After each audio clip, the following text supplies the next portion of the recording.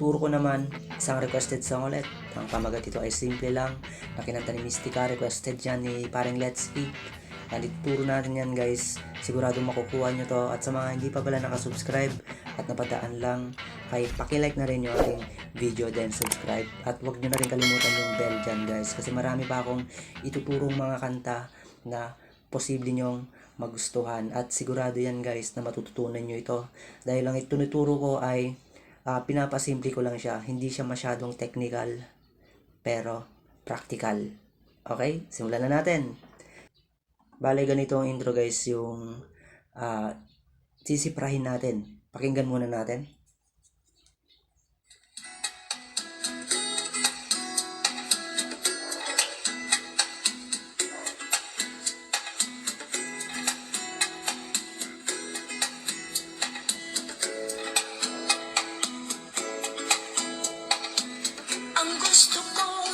Okay, bale ganong intro yun guys, dalawang chords lang ata yun eh.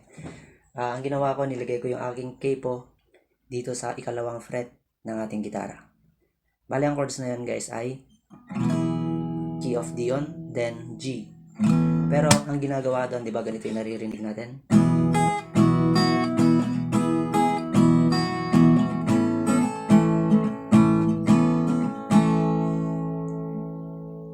Parang ginagawa doon guys ay nagdi-D-sus2 siya.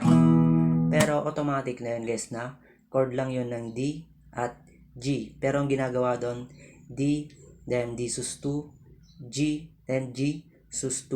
Ang D-sus2 guys ay inaalis yung gitnang daliri, yung naka-D. Okay, tuturo natin. Ganito yung sa part ng D, ganito yung gagawin natin sa kanyang intro. Bali, ganito din yung paraan ng pagtugtog sa kanyang verse guys. Okay, babagalan ko muna.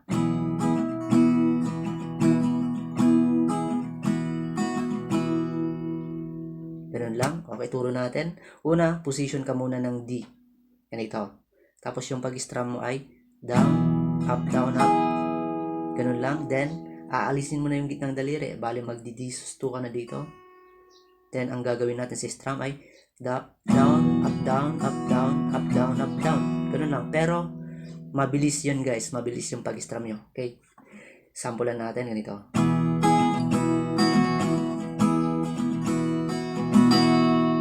Okay, isa pa.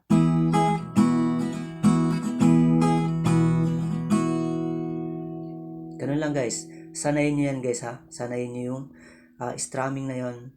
Tapos lagyan nyo, pag nasanay na kayo, lagyan nyo ng konting mute.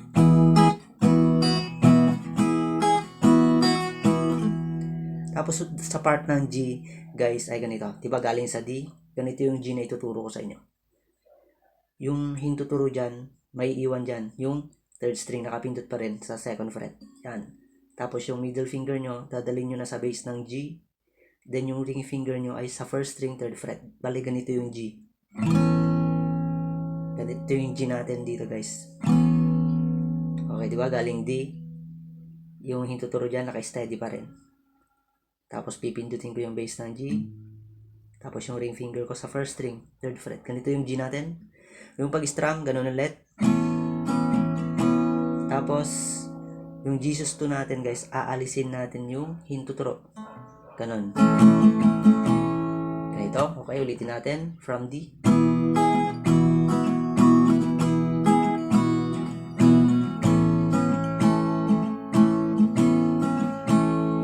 Inaalis ko, then binabalik ko rin yung hintuturo dun sa part ng G at G-sus2 yun.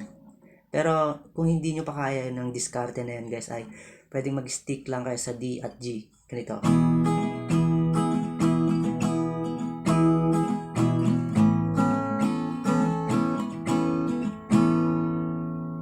Pero mas maganda guys kung sanayin nyo yung ganito. Yung nagdi-D-sus2 kayo.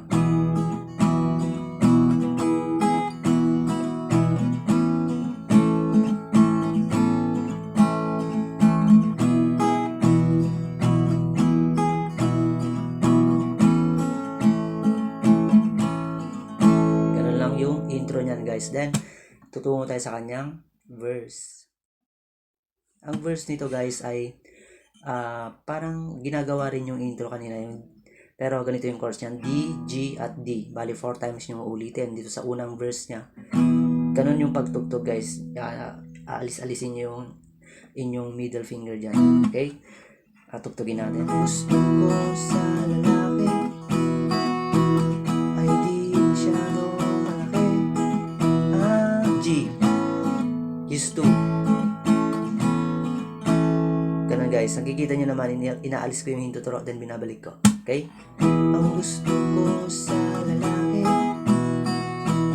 ay di masyado malaki. G. Used to. G. Used to. Ganon. Type ko'y payat na malaman. Then, okay? Kahit na siya'y maliit, basta't mahaba lang ang kanyang pasensya at matigas ang dibdib. Maski di masyadong gwapo, sa akin siya'y pasado. Kung merong bigote, nakakakilig kasi. Okay, bali 4 times yung ginagawa yung D, G, at D. Guys, dito sa unang verse lang yan. Pero sa second verse niya, 2 times nyo na lang gagawin yung D, G, at D. Then sa third verse ay isang ikot na lang. Ang hilig ko ay di tisoy, mas may dating sa akin ang balat Pinoy. Para sigoman manok. Doon sa last D ay ganito ang pag-strum na, puro down na ganito. Okay. Yung problema nyo lang naman dito guys ay yung strumming. Tinuro ko naman na. Tapos yung paglipat-lipat ng yung pag-lift, yung pag-remove ng daliri tapos babalik. Pero masasanay din kayo dyan guys pag lagi nyong ginagawa. Okay. Then tutungo tayo sa kanyang chorus. Ang chords ng kanyang chorus guys ay yung unang chord ay A, then G, tapos G ulit. Kaya dalawang G yan guys ay nagtatagal siya sa G. Tapos D, then A, then G. Okay, ganito. Ang pag-strum guys ay ganito. Down, up, down, up, down, up, down, up, down, up. Pero kung gusto nyo, pwede nyong mas rock ng konti ay puro down na ganito. Pwede ganon. Okay? Simple lang akong babae, hanap ko'y simpleng lalaki. Di mo gusto nga sinasabi, sorry na lamang. Then, i-repeat nyo yung intro kanina. Pare.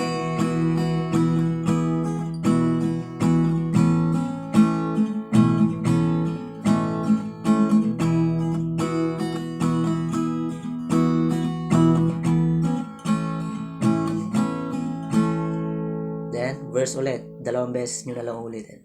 Kasi kumonte yung lyrics niya dito. Ayaw ko ng tambay sa kanto, taong tahimik at madatong, sobrang talino, sila'y nakakaloko. Umanap ka na lang ng pangit, dahil tiyak na tahimik ang buhay mo. Walang maiinggit sa'yo. Yeah. Then, chorus ulit. Simple lang, hanap ko'y simpleng lalaki.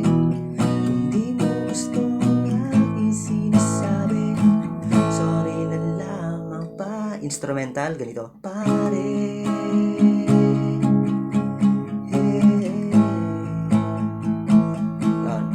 Then B minor ulit. G. Then B minor. A. G. Tapos ang next dan guys ay third verse na. Ganun ulit yung chords niya, pero isang round na lang yon. Yung sabi ni DJ Alvaro, sabi ni DJ Alvaro, gusto niya ay medyo bastos na mag-inom, o simple lang ang aking payo. Then chorus ulit, pero di ba iba yung lyrics yun, basta maging simple ka lang, pero same yung chords niyan guys. Basta't maging simple ka lang, wag kang si plastic man, kahit ano at sino ka pa, kung natural ay okay ka. Then ulitin ulit yan guys. Basta't maging simple ka lang, wag kang si plastic man, kahit ano at sino ka pa, kung natural ay. Then ang gagawin nyo ay parang nag-i-intro kayo. Okay ka.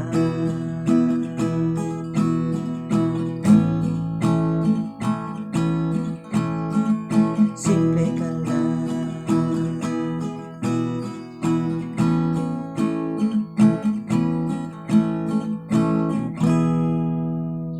Ganun lang yung outro niyan guys, same ng intro. Okay? Sana nagustuhan nyo yung itinuro ko sa inyo guys, at palike naman yung video natin. Mabuhay po tayong lahat. Bye-bye.